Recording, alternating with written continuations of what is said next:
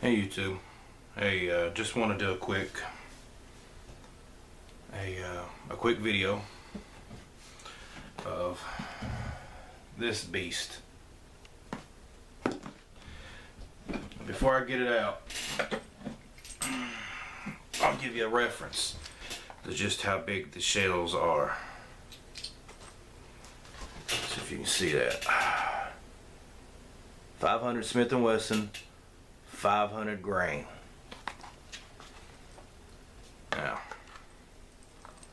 there's a 2 3/4 12 gauge shell, and here they are.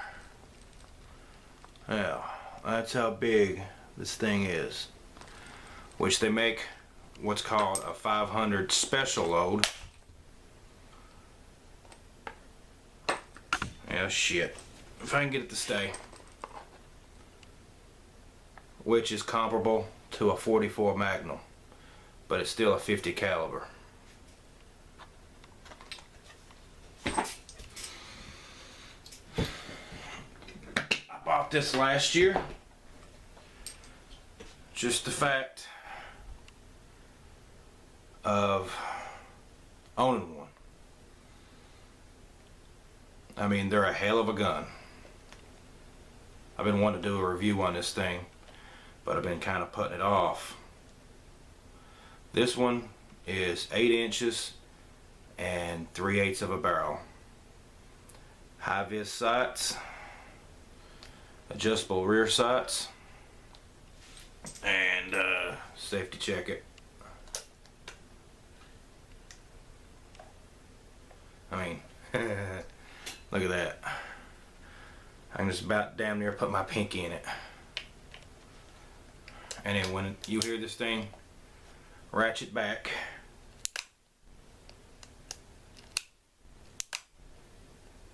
I mean, it doesn't go click, it goes clack. So, I mean, just look at the business end of it. It's just, oh, well, I mean, it's just a beast of a gun. They do come with a Hogue rubber grip, which when you shoot these things, I mean, these things are a flamethrower. They do come compensated for a reason.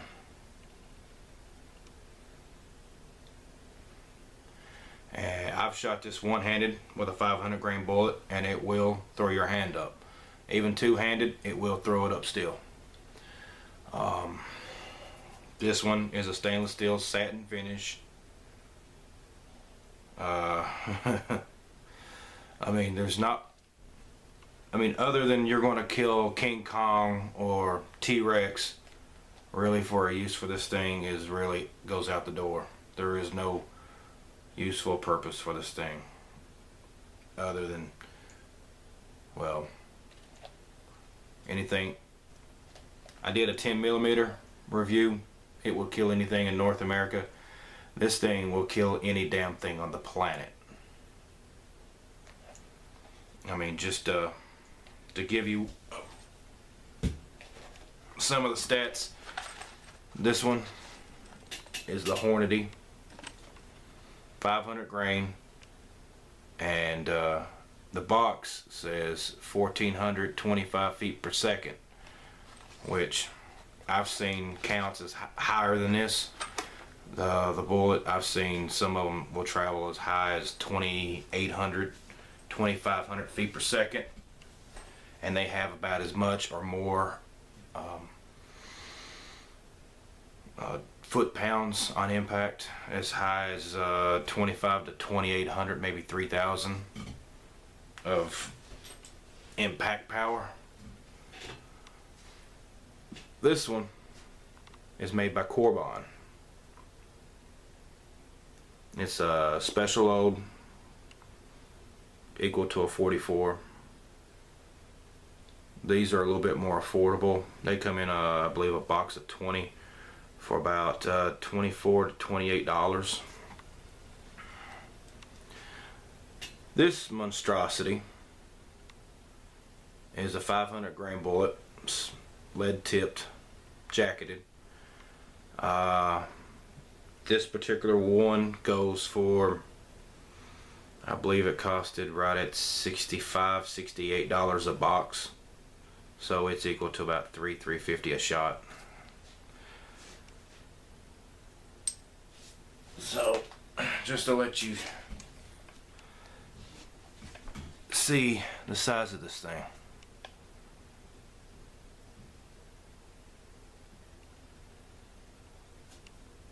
I can stick the end of my pinky down into the cylinder.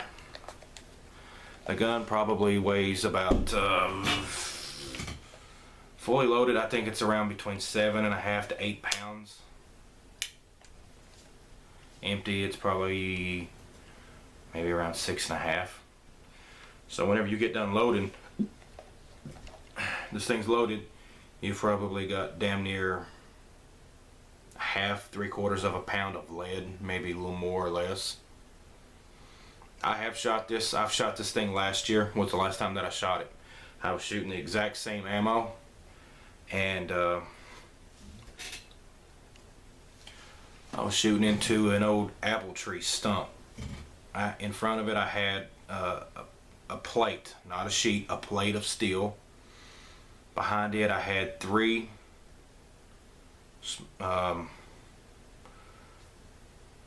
pieces of 2x4s, oak 2x4s. I had 3 sheets behind it.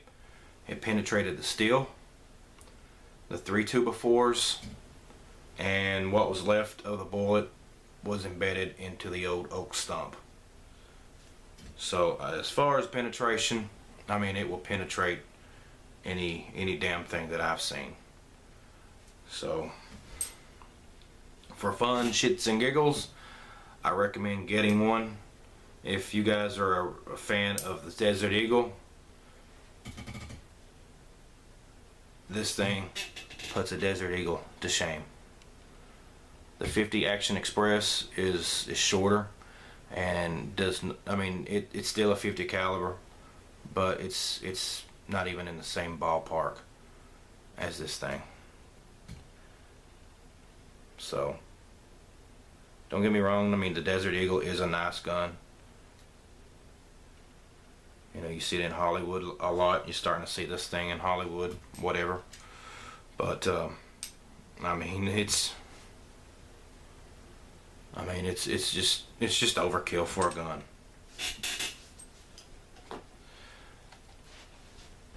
This particular model did come with 2 different compensators. This one is what I just have in it. The other one is more for, I was told, for lead bullets, non-jacketed. You can shoot these out. I've seen bullets as high as 1,000 grains. They may be bigger.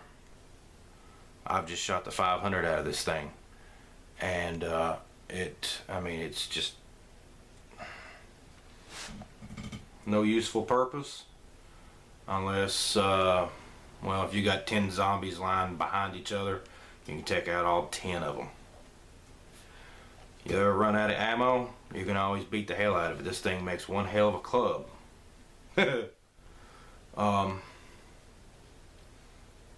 But I mean, it's just, you hear it go clack. I mean, it's just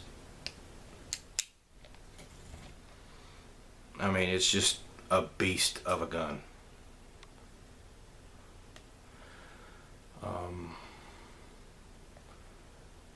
If you can mount scopes to these things, I'm not too big on the scopes. I do like the sights. So I plan on taking this out to the range with the rest of the guns, just to show you what the hell this thing can do. I'll get some pieces of wood, maybe some 2x2s, 2x6s, 2x4s, whatever I've got, and I'll line them up, use a C-clamp, just to show you what kind of penetration this thing will do. I may do some center blocks. I prefer having the full metal jackets, but it don't matter. I mean, you know, something coming at it close to 3,000 foot-pounds, it's just going to obliterate it. There was one I do remember. Check her videos out. She's got one. I gave her hell for it, but she's a cool chick to check out on some of her videos. She takes a 500 and just destroys some some tomatoes. Check out Terry LaFay. She's got some good videos on there. And check out my next video that I upload, guys. And I'll show you what kind of shit that I do at the range. There's not going to be a lot of talking on the videos. So just a quick reference to check out Kentucky Bitters season 1 episode 5. That was my episode that I was in, and it was a lot of fun making it. It's a cool show. Check it out. And I might do another video on about the show, you know, the ins and outs of how the episode was the making, and everybody was great. It was fun. Just leave a comment, subscribe, whatever, and hopefully I'll get that video up shortly. And thanks a lot, guys.